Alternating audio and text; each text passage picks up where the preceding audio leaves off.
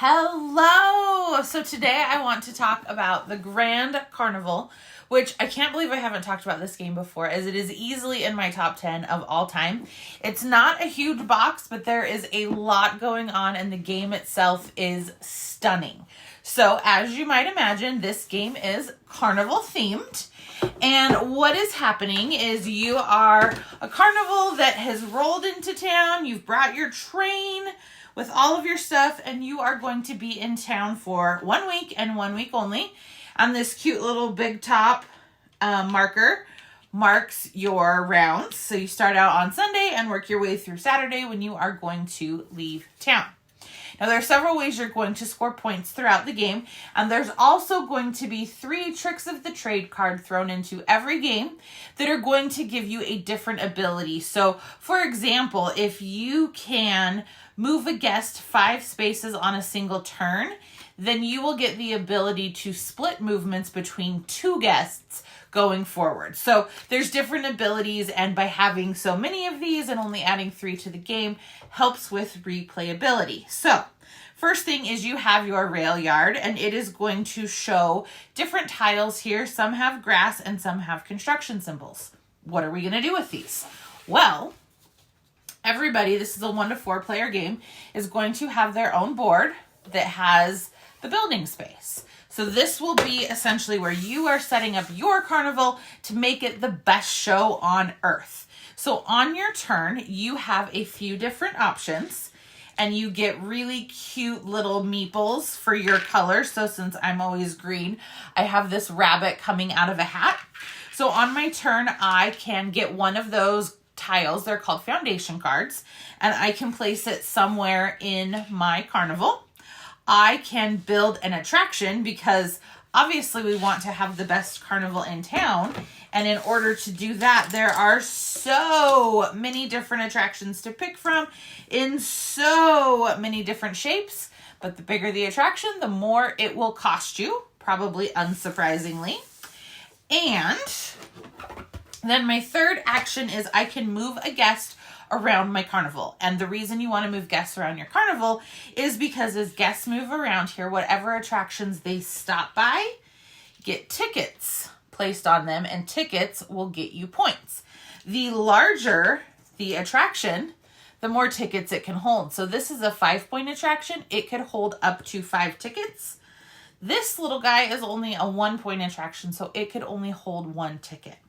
So let's just get some tiles out here so you can kind of see how things might be looking as we start to build and create our carnival. So the other thing is these tiles cannot be rotated. The little symbol, that one's wrong, must match the orientation that they are on the board. So they will all be the same. So let's say we've taken a few turns. This is my orientation. So now I can place some of those attractions in here, but I have to place them with the symbols that I have. So let's see. I could place that 3, but then that's going to block out a lot of other things. So here, for example, I can place a 4, and then below it, I could place a 2. And so how that works on your turn is you have numbers 1 through 5. So essentially in each round, you are going to get to do a 1-point action, a 2-point action, and so on. So placing a 4 is a 4-point action. Placing a 2 is a 2-point action. You always have guests, which are these adorable tiny little meeples, at each of your entries. So this is where with my move a guest action, I could move a guest and go 1, 2, 3. And wherever that guest stops, that would be my 3-point action. If he stops next to any attractions, those attractions gain a ticket if they are able. So I would get tickets in both of those. And now, unfortunately, this guest is trapped because I did not create a path through. And any guests that make it all the way up to the big top will also get you end game scoring. Once you then get both of your initial guests into your carnival, you gain a barker, a carnival barker that you can place anywhere you want. He will block a space, but he allows your guests to now move one additional spot for free. So there is a lot going on in this game. There is resource management going on. There is tile placement. There's polyominoes. There's a lot, but it is so fun because you are just trying to make the best circus in town. You're really puzzling out how you get everything where you want it, how you get the tiles you need, how you get the attractions in the shape that you need them, because these attractions in the different shapes are limited and the other people you're playing with may want the same shapes. So then at the end of the game, you get points for attractions that have the same sizes, and it's all right here on your board. It's spelled out super clearly. You get points for guests that made it all the way to the big top.